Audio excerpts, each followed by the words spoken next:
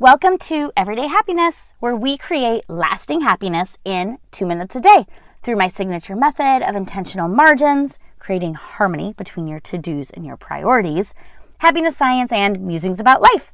I'm your host, Katie Jeffcoat, and yesterday we talked about what to do when we have so much free time. We have too much. And today I'm sharing with you 3 tips from a recent Washington Post article that dissects this new research about what to do when you don't have any time at all. How many of us feel like we're on the hamster wheel of to-dos, the tightrope of life? You're spinning all the plates and juggling all the balls. There's a reason there are so many analogies to this feeling of not enough time to get it all done. Most of us are in the thick of it. So first, let's talk about intentional margins, the buffer of space and time to create harmony between our to-dos and our priorities. The first step is to identify your priorities and what really matters to you in this big, wide life we're living in. The research says that you take a look at your schedule and cut what's not important, what is not a priority.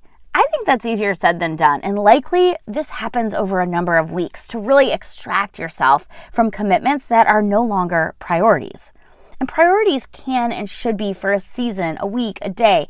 They evolve and you pivot, okay? So have margin for the spontaneous free time. That's the second tip. Instead of planning that leisure time, just have some time for this spontaneous walk with a friend or a quick coffee date.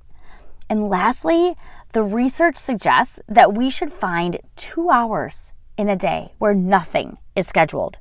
2 hours is the minimum of leisure time we should have every single day, no matter what.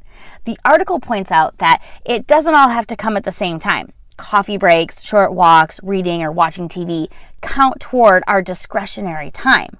One of the researchers, Holmes, she says that in this piece that the important thing is that you carve out a couple of hours a day that you're spending in ways where you are not obligated to spend them. So in ways that you want, discretionary, when it's not an obligation.